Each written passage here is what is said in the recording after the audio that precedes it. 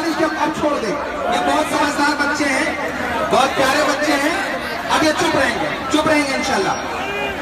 मैं अपने घर से 300 किलोमीटर दूर अगर आपके बीच में यहाँ खड़ा हूं तो मेरे खड़े होने के जो मायने हैं, इमरान प्रतापगढ़ी आपसे मुखातिब होकर के बोलने की कोशिश करते हैं। उधर मत देखो, उससे ज्यादा मैं खूबसूरत लग रहा हूं, मेरी तरफ देखो। कि जज्बे औलादी से डरते रहते हैं। हमारे देश का प्रधानमंत्री मऊ में आके कहता है कि जेल में रहने वालों की मुस्कुराहटें छीन लेंगे। पिछले 12 साल से आपकी कोशिशें जारी हैं कि आप मुस्कुराहट छीन सके, लेकिन अभी तक तो आप कामयाब नहीं हुए हैं और मऊ वाले इंशाल्लाह आपके इस कोशिश को आगे भी कामयाब नहीं होने देंगे। मैं पढ़ता हूं साहब कि जज्बे औलादी से डरते रहते हैं, अपनी बर्बादी से डरते रहते हैं। 27 तक मैंने सोचा था कि मैं नहीं आऊंगा, अगर पैरोल हो जाएगा तो मैं नहीं आऊंगा, लेकिन जिस दिन मुझे फैसला सुनाई पड़ा, मैं अहमदाबाद के मुशायरे में था कि पैरोल नहीं हुआ, तो मुझे लगा मेरा छोटा भाई उमर अकेला है, मुझे उसके लिए जाना चाहिए। हाजिर हो गया अपने इस छोटे भाई के लिए। मेरे सालिम भाई से बात हुई, सालिम अंसारी साहब ने मुझसे कहा कि इमरान बेटा तुम आ जाओ, तुम्हारी जरूरत है। और अपने सारे सब कुछ, सारी शोहरतें, सारे ताल्लुकात किनारे रख के मैं एक भाई के लिए आपके बीच में आया हूं। मेरे इस आने के मायने को समझिएगा। मुझसे कहा गया कि मैं मऊ आ रहा हूं, घोसी आ रहा हूं, तो आजकल कुछ सरकारी मुसलमान है साहब, वो फेसबुक पर पता नहीं उनको लिखने के पैसे मिलते हैं या जो भी हो, वो सुबह से शाम तक उनका एक सूत्री कार्यक्रम है। उनको लगता है कि उनके अलावा दुनिया में जितने भी मुसलमान हैं वो दलाल हैं, वो गद्दार हैं। वो सुबह शाम पोस्ट लिखते रहते हैं। लिखा गया कि इमरान आ रहे हैं, इमरान को पैसे पे बुलाया गया, इमरान को पैसा देके बुलाया गया। मैं उन्हें बताना चाहता हूं कि अल्लाह का करम है कि दुनिया में ऐसा कोई पैसा नहीं है जो इमरान प्रतापगढ़ी को खरीद सके। मैं आया हूं तो सिर्फ और सिर्फ ताल्लुकात निभाने के लिए आया हूं। मैं अपना डीजल खर्च करके आया हूं, अपना वक्त खर्च करके आया हूं, मुशायरे छोड़ करके आया हूं, इसलिए क्योंकि मैं जानता हूं कि मुख्तार अंसारी के होने के मायने क्या होते हैं। मैं जानता हूं कि मुख्तार अंसारी के होने के मायने क्या होते हैं। ये जो आपके बीच में बड़ी बड़ी बातें करने वाले लोग हैं, तरक्की की और इसकी और उसकी, मऊ वालों मैं आपसे पूछना चाहता हूं, तरक्की, बिजली, पानी, सड़क, सबका इस्तेमाल तब कर पाओगे ना जब महफूज रहोगे तब। सबसे बड़ा सवाल है हमारे महफूज होने का, सबसे बड़ा सवाल है घरों में सुरक्षित रहने का। मैं आपके सामने एक बात कहता हूं, तरक्की, डेवलपमेंट, बदायूं का एक मासूम सा लड़का दिल्ली यानी कि राजधानी में एक प्रोमिनेंट यूनिवर्सिटी में पढ़ने जाता है और वहां से गायब कर दिया जाता है। पिछले 4.5 महीने से कोई बात तक करने को तैयार नहीं। क्या करोगे डेवलपमेंट लेकर के, क्या करोगे तरक्की लेकर के? उस तरक्की को तब सबसे बड़ा सवाल हमारे सामने है महफूज होने का, सुरक्षा का। और क्यों डर है साहब के प्रधानमंत्री आकर के बोल रहा है कि मुस्कुराहट छीन लेंगे? बाहुबली है, कटप्पा, अब पता नहीं कौन कौन से कटप्पा है यहाँ पर जिनका वो जिक्र कर रहे थे, लेकिन कटप्पा को टप्पा मार के जाना है, ये तो तय बात है साहब। बोलता हूँ कि जज्बे औलादी से डरते रहते हैं, अपनी बर्बादी से डरते रहते हैं। लखनऊ दिल्ली में बैठे कुछ नकली लोग शेर की आजादी से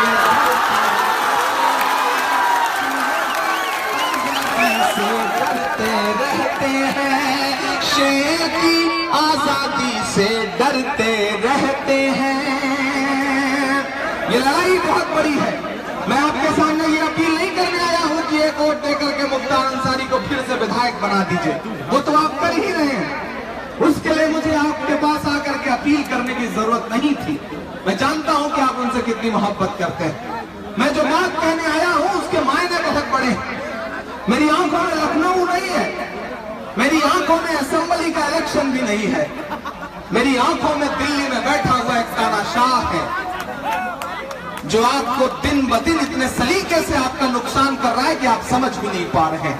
हमारी पहली कोशिश है उसे दिल्ली के तख्त से हटाने की, और वो तब होगा जब 2017 का का ये जो चुनाव है, इसमें आपके द्वारा सोच समझ करके वोटिंग की जाएगी। तो आप उन्हें देखना चाहते हैं, आप अपने महबूब रहनुमा को अपने बीच में चाहते हैं, तो इमरान आपको यकीन दिलाते हुए मिसरे पढ़ता है कि दायरे में सिमट के आएगा, हर रवायत से हट के आएगा, आंधियों को जरा खबर कर दो, शेर वापस पलट के, शेर वापस पलट के आएगा। सवाल उठाया जा रहा है कि पिछले 20 साल में क्या कर दिया, गरीबों के लिए क्या कर दिया, इनके लिए क्या कर दिया। और ये सवाल उठाने वाले ऐसे ऐसे ठेकेदार निकल आए हैं साहब कि जिनके हालात मऊ आकर के मैंने देखे तो मुझे लगा कि कमाल है, इनसे बड़ा तो गरीबों का कोई ठेकेदार हो ही नहीं सकता। किसी का एक शेर है कि गरीबी को मिटा देने की बातें सिर्फ बातें हैं, जो खुद दौलत के भूखे हैं गरीबी क्या मिटाएंगे। मेरे हाथ के इशारे को आप गलत मत समझिएगा। गरीबी को मिटा देने की बातें सिर्फ बातें हैं, जो खुद दौलत के भूखे हैं गरीबी क्या मिटाएंगे। और गरीबों का लहू तो आपकी कारों का डीजल है, गरीबी मिट गई तो आप क्या रिक्शा चलाएंगे। साहब आपके सामने जो शोषा छोड़ा जा रहा है, आपके सामने जो सवाल खड़ा किया जा रहा है कि क्या कर दिया उन्होंने, बदलाव चाहिए, बदलाव चाहिए उनको। मैं आपके सामने पूरी जिम्मेदारी से ये बात कह रहा हूं दोस्तों कि जो बदलाव की तथाकथित बातें करने वाले लोग हैं, उनको जवाब दीजिए कि नहीं साहब, बदलाव का सवाल तो बाद में है, तरक्की का सवाल तो बाद में है। हमारी आंखों के सामने यहाँ ऐसे तमाम नई नस्ल के वो लड़के खड़े हैं जिन्हें 2005 नहीं याद होगा, तमाम ऐसी नस्ल खड़ी है जिसने आज तक अपने विधायक से मुलाकात भी न करी होगी, लेकिन उनके लिए आपके दिल में जो एहतराम है और हर बार ढाल बन के खड़े हो जाने का जो उनका जज्बा है, मैं समझता हूं कि आप उसको किस सलीके से समझते हैं। मैं इसलिए भी सलाम करता हूं। मैं शायर हूं, मेरा सियासत से कोई लेना देना नहीं है, मैं शायर हूं, मेरी अपनी लेकिन जिम्मेदारियां भी हैं। मैं आईना हूं, दिखाऊंगा दाग चेहरों के, जिसे बुरा लगे वो सामने से हट जाए। मेरी अपनी जिम्मेदारी है, मैं उसे निभाने के लिए यहाँ खड़ा हूं। मैं जानता हूं कि मैं यहाँ खड़ा हूं तो न जाने कितने लोग ऐसे हैं जो मेरे चाहने वाले थे लेकिन मुझसे नाराज होंगे, लेकिन मैं आज उन्हीं से गुफ्तगू करने के लिए खड़ा हूं। ये जितने लोग, इतनी बड़ी भीड़ तो मेरा ख्याल है कि आजकल मुख्यमंत्रियों की मीटिंग में हो रही है जितनी यहाँ पर नहीं, मतलब कमाल है। सलाम आपको, पूरा ईदगाह का मैदान भर दिया। और मैंने सुना है कि सिमटते सिमटते इस मैदान को थोड़ा छोटा कर दिया गया है। अगर इसी तादाद में आप बढ़ते रहे तो इंशाल्लाह आने वाले दिनों में बड़ा कर दिया जाएगा। इंशाल्लाह ये मैदान तो अभी और बड़ा होगा, इसकी दीवारें तो और ऊंची होंगी इंशाल्लाह। आप इसी तरह से जुड़ते रहें, आप इसी तरह से खड़े होते रहें। मैं तो आपसे ये बात कहना चाहता हूँ, मैं आपसे ये बात कहना चाहता हूँ दोस्तों कि मैंने कहा ना, मेरा सियासत से कोई लेना देना नहीं। और अगर सियासत से कोई लेना देना होता तो मैं जिस मंच पर खड़ा होता उस मंच पे न खड़ा हूं। आज जहां खड़ा हूं यहां न खड़ा होता, क्योंकि उधर मेरे ताल्लुकात कहीं ज्यादा हैं। मैं पूरी जिम्मेदारी से यह बात कह रहा हूं, कहीं ज्यादा ताल्लुकात हैं। लेकिन दुनिया में कुछ ताल्लुकात ऐसे होते हैं जिनकी कोई कीमत नहीं होती, अनमोल होते हैं। और इस परिवार से मेरा रिश्ता, सालिम भाई से मेरा रिश्ता कुछ ऐसा ही है। मऊ को मैं 2011 में या 2010 में पहली बार जब सालिम भाई के बुलाने पे ग्राउंड पे आया था, रेलवे ग्राउंड के मुशायरे में, तब से मऊ ने मेरे लिए जो दुआएं करी हैं, उन दुआओं ने मुझे इमरान प्रतापगढ़ी बनाया। मैं आपकी दुआओं का सदका हूं, इसलिए भी आपके बीच में खड़ा हूं। मैं शायर हूं, मैंने कहा ना, मेरी अपनी जिम्मेदारियां हैं। मैं आपसे ये कहना चाहता हूं दोस्तों कि जब 2017 का असेंबली का चुनाव है, जिसमें आप 4 मार्च को लाइन में खड़े होंगे, तो उस लाइन में, वोट की लाइन में खड़े हुए बैंक की लाइन को जरूर याद रखिएगा, जिसमें लगवा करके इस देश के प्रधानमंत्री ने 125 से ज्यादा मौतों का तोहफा दिया है इस देश को। वो बात करते हैं आकर के कि वो गरीबों के हिमायती हैं। जो शख्स आने के लिए 27 बीघे हरी फसल कटवा देता हो, वो गरीबों के हिमायती हो सकता है साहब? जो अपने भाषण में एक बार भी बुनकर लफ्ज इस्तेमाल ना करना चाहता हो, वो आपका हिमायती हो सकता है? और ये जो आपके बीच में में शोषा छोड़ा जा रहा है कि लड़ाई तो इनसे है, लड़ाई तो उनसे है। मैंने भी दामन फैला करके वोट की भीख मांगते हुए वीडियोस देखे हैं साहब। मैं आज आपके सामने दामन नहीं फैला रहा हूं, बस मैं आपके सामने अपने दिल को खोल के रख दे रहा हूं। मेरे दिल का जख्म देख लीजिए और मेरी बात सच लगे तो फिर मेरी बात में मुहर लगाना कि एक वादे को निभाने के लिए वोट करो, अपनी दस्तार बचाने के लिए वोट करो, अपनी दस्तार बचाने के लिए वोट करो। अब तक सबको जिताने के लिए वोट किया, अब ये कातिल को हराने के लिए, कातिल को हराने के लिए वोट करो। और ये जो नई नस्लें खड़ी हैं, मैं इनसे गुफ्तगू करते हुए बात कह रहा हूं। मेरी आवाज यहां तक जो लोग हैं उन तक तो जा ही रही, मेरी आवाज ऐसे लोगों तक भी जा रही है जो इस भीड़ का हिस्सा नहीं है। मेरी आवाज ऐसी माओ बहनों तक जा रही है जो मुझे खाना बनाते वक्त किचन में मेरी नजीब की नज्म सुन करके अपनी आंखों से आंसू टपका देती है।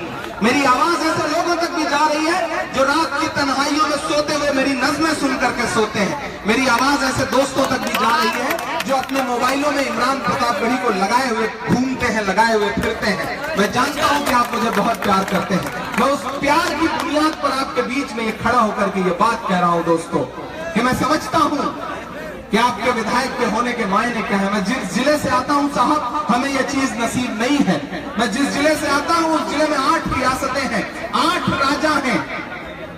मैं वहां पैदा हुआ हूं, लेकिन वहां बैठ करके भी एक बात का एहसास रहता है कि चलो यहां से 250-300 किलोमीटर दूर एक शख्स है, कोई बात होगी वो संभाल लेगा वो। और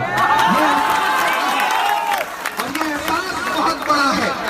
बड़ी दुश्वारियां हैं पर जिसे गाया जरूरी है, छलक कर दर्द होठों तक चला आया जरूरी है। मऊ वालों, मेरी इस बात को तुम याद रख लेना, तुम्हारे शहर पर उस शख्स का साया जरूरी है, तुम्हारे शहर पर उस शख्स का साया जरूरी है। मैं आपसे ये बात कह रहा हूं, ये दोबारा तो इंशाल्लाह मुशायरे में इरशाद किया जाएगा। आज तो बस आपसे गुफ्तगू करने के लिए आया हुआ हूं दोस्तों। एक बात आपसे कहनी है, तमाम ऐसे भी दोस्तों तक मेरी आवाज पहुंच रही होगी जो दूसरा झंडा लेके घूम रहे हैं। तमाम ऐसे दोस्तों तक भी मेरी आवाज पहुंच रही होगी जो फेसबुक पर स्टेटस लिखते हुए ये भूल जाते हैं कि वो क्या लिख दे रहे हैं, जिन्हें ये बिल्कुल ख्याल नहीं रखता कि चंद पैसों के लिए फेसबुक पर इस तरह के स्टेटस नहीं लिखे जाते। जब मैंने आने की हामी भरी तो मेरे बारे में भी खूब सारे स्टेटस मुझे सोशल मीडिया पे दिखाई पड़े कि बिक गया इमरान प्रतापगढ़ी, पैसे के लिए आ रहा है इमरान प्रतापगढ़ी। मैं दावे के साथ कहता हूं, अगर पैसे से ही तुम्हें लगता है कि इमरान प्रतापगढ़ी आता है तो तुम बुला के देख लो, जिस दिन बुला दोगे उस दिन इमरान प्रतापगढ़ी गुजारे खोल दोगे तब भी इमरान प्रतापगढ़ी को नहीं बुला पाओगे, क्योंकि इमरान प्रतापगढ़ी को पैसे से खरीदना होता और पैसे से बिकना होता तो बहुत महंगे बिकता, बड़ी बोली लगाने वाले लोग थे।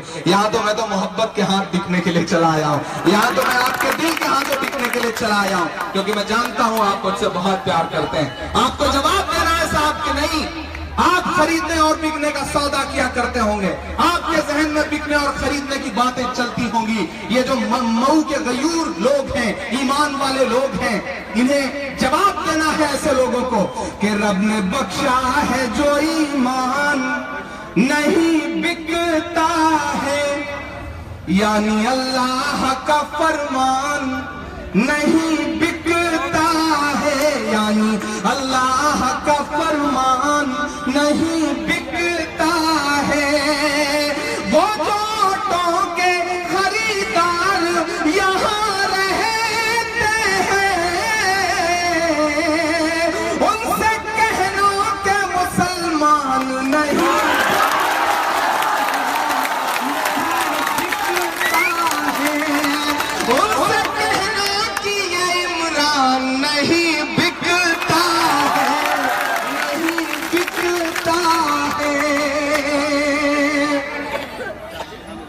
2012 में भी चुनाव हुआ था साहब, तब तो बड़ी लहर भी थी, बहुत लहर थी, ये सच है कि लहर थी, मैं भी कबूल करता हूं कि लहर थी। लेकिन उस लहर में भी तीसरे नंबर पर रहे। तो इस बार तो आप भी मानते हैं कि लहर नहीं है। आप अपने मन से एक भ्रम निकालिए। ये जो शोषा छोड़ा जा रहा है, ये जो बात खड़ी की जा रही है कि लड़ाई हमसे है, नहीं साहब, बिल्कुल गलत फहमी है। मैं भी 2 दिन से यहां हूं, बिल्कुल लड़ाई में कहीं है ही नहीं है। लड़ाई तो एक ऐसी ताकत से है जो आपकी नस्लों को बर्बाद कर देना चाहती है। लड़ाई एक ऐसी ताकत से है जो आपको खुशहाल नहीं देखना चाहती। लड़ाई एक ऐसी ताकत से है जो हर दिन आपके लिए ट्रेवल एजेंसी का टिकट लेके खड़ी है कि टिकट पकड़ो और पाकिस्तान चले जाओ। उन्हें बताओ कि नहीं साहब, वो चाहते हैं कि हिंदुस्तान छोड़ दें हम। बताओ, भूख के डर से मकान छोड़ दें हम? नहीं साहब, लड़ाई उस शख्स से है। और मऊ वालों, आप पर तो पूरे हिंदुस्तान की नजरें हैं, मीडिया की नजरें हैं। आपकी सीट तो इतनी हॉट सीट है साहब, ये जो छोटे मोटे शिकारी हैं ये कहीं लाइन में है ही नहीं है। ये छुटभैया नेता जो आपको चैनलों में दिखाई पड़ रहे हैं, सच बात यह है कि कहीं है ही नहीं है। आपकी लड़ाई बहुत बड़ी ताकत से है। आप उस बात को समझिए और उस बात को समझने के लिए मुत्तहिद हो जाइए। लकड़ी जब अकेली होती है तो कोई भी चाहे तो आराम से उसे तोड़ सकता है, लेकिन उसी लकड़ी का जब गट्ठर बन जाता है तो अच्छे अच्छे सूरमा उसे नहीं तोड़ पाते। आपको क्या लगता है मुख्तार अंसारी के पास क्या ताकत है? अंसारी परिवार से क्यों डरता है इस देश का प्रधानमंत्री कि उसे आकर के अपनी तमाम मीटिंगें कैंसिल करके मऊ में मीटिंग करनी पड़ती है? आपको क्या लगता है कि अंसारी परिवार का नाम इस देश के एक बड़ी पार्टी का राष्ट्रीय अध्यक्ष हर मीटिंग में घूम घूम करके क्यों लेता रहता है?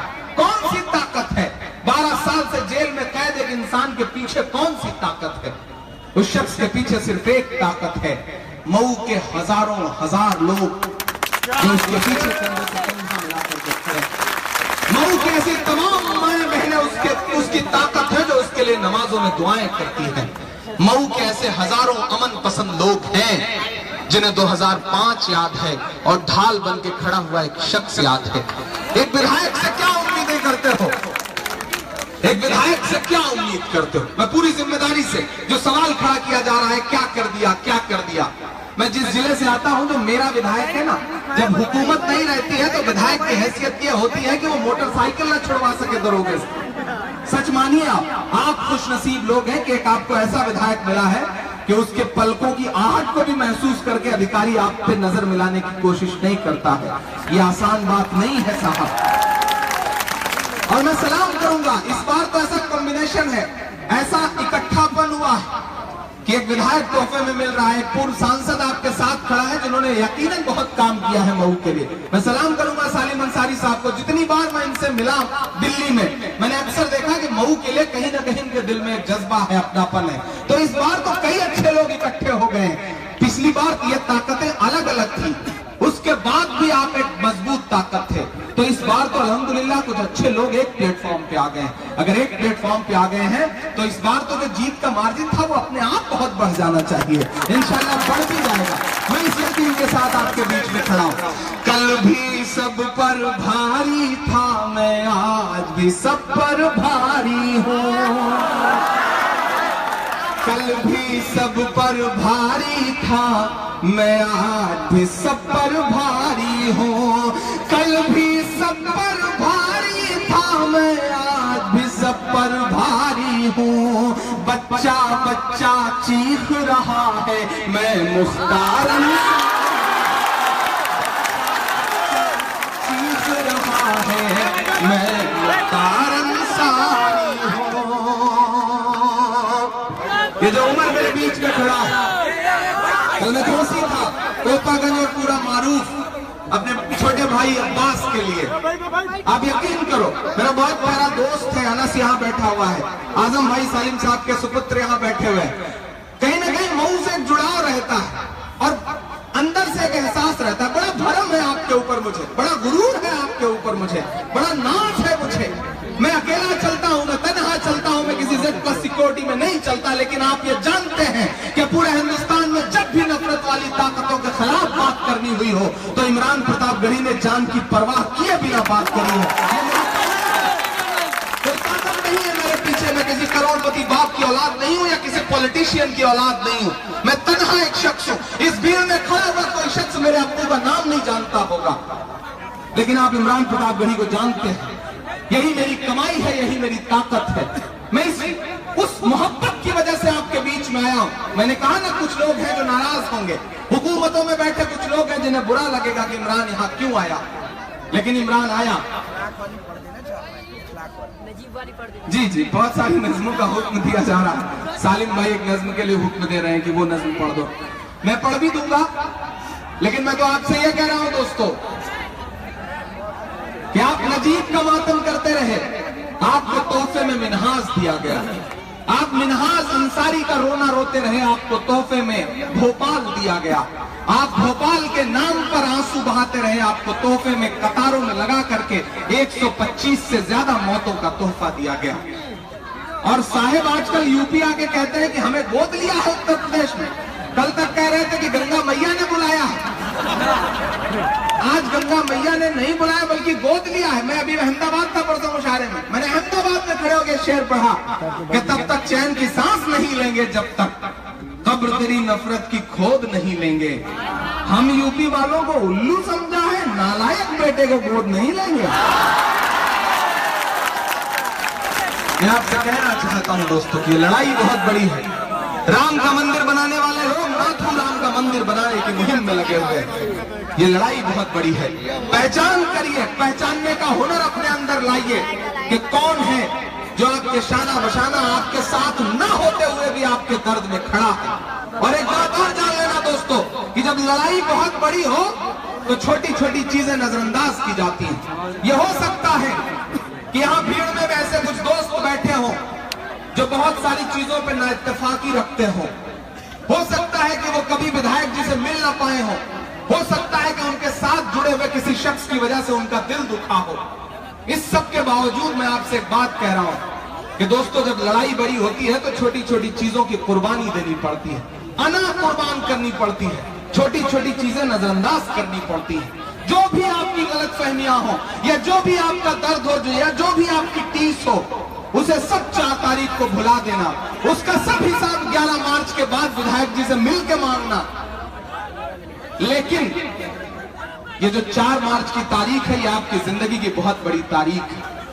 अपना आंसू, अपना गुस्सा, अपनी टीस, अपना दर्द, अपनी आंखों में तमाम मंजर सब याद रखना और 4 मार्च को ईवीएम मशीन में उसे डाल देना और जवाब दे देना दिल्ली वाले को कि और कितना हमें बर्बाद करोगे साहिब।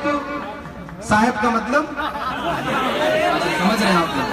और कितना हमें बर्बाद करोगे साहिब। चौथी पंक्ति में आपकी दाद मिले, आपकी ताली मिले, क्योंकि आपकी तालियां हमारे लिए वैसे ही हैं जैसे अमर सिंह के लिए जया प्रदा। तो थोड़ा सा ठीक ठाक ढंग से बजेंगे तो अच्छा रहेगा। और कितना हमें बर्बाद करोगे साहिब, क्या सितम और नया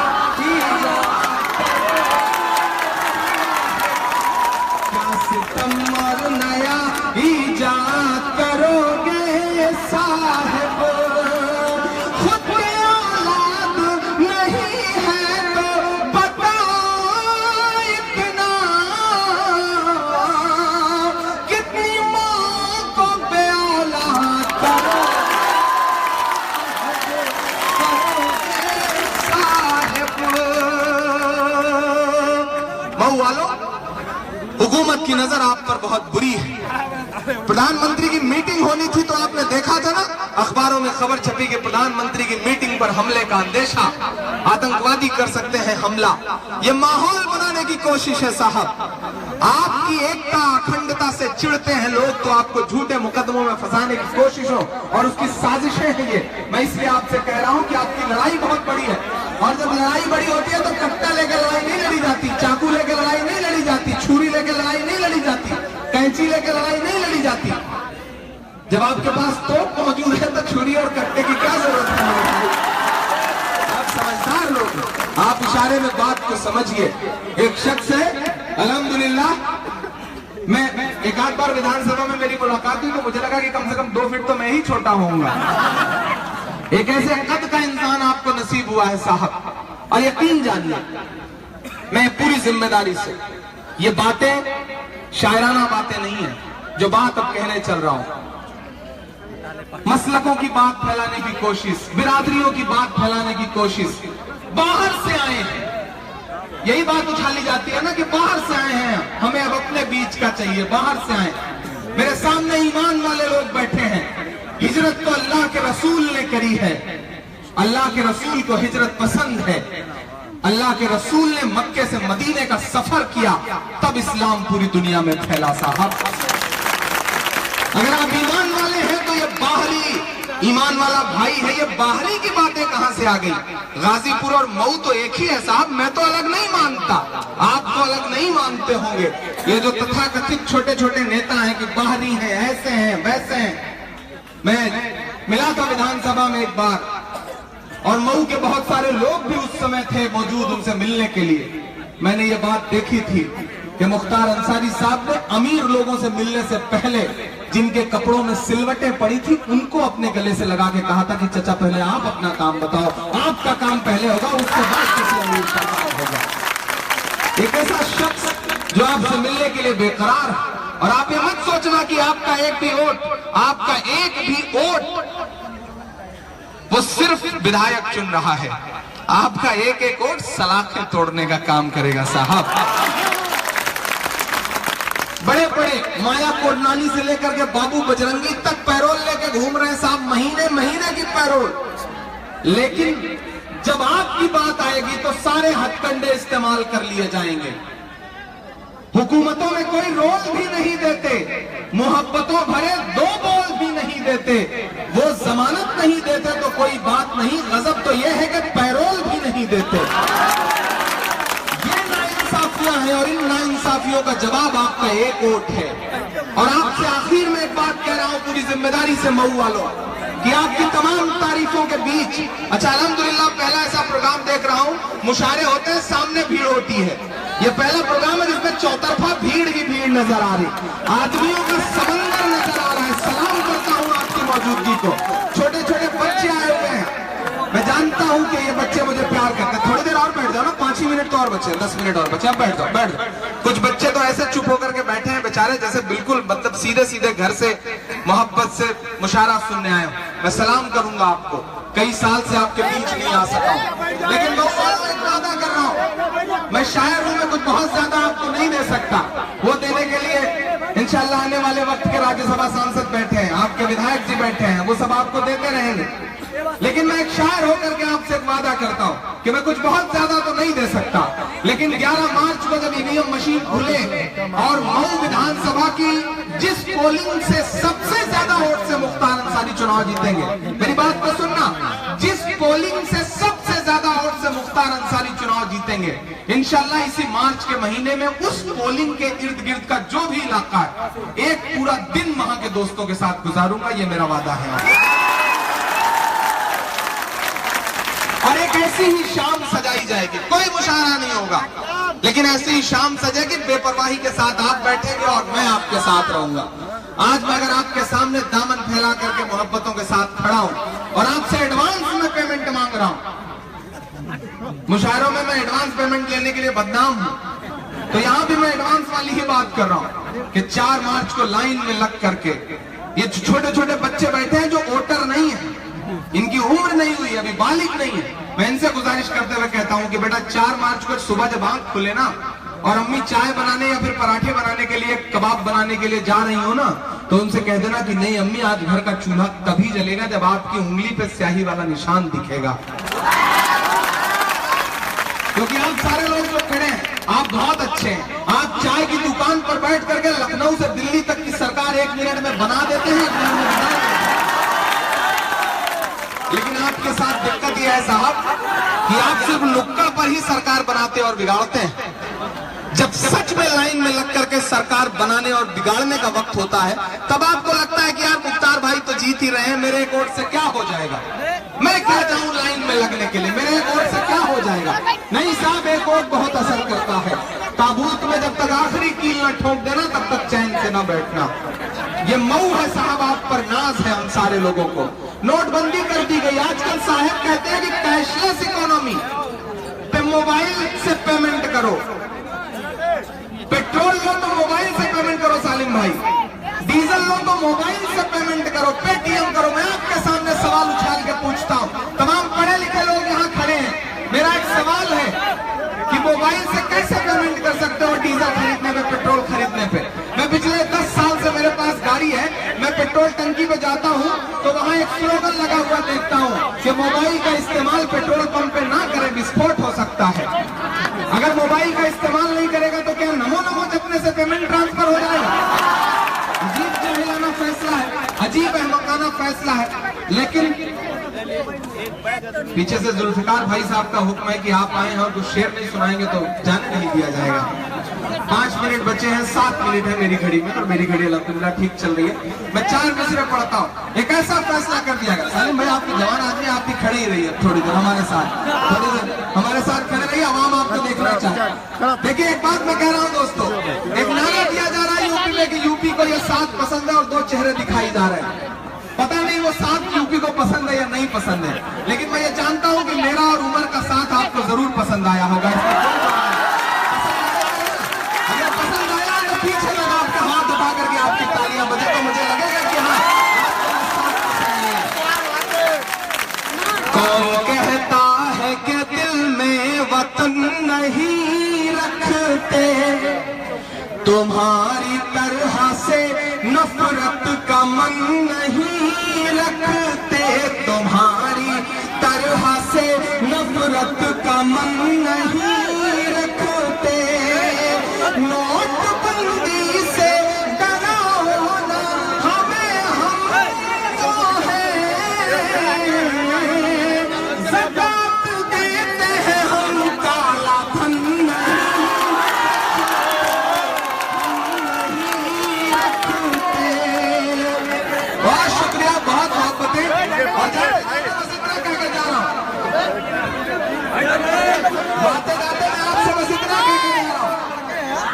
कि मेरे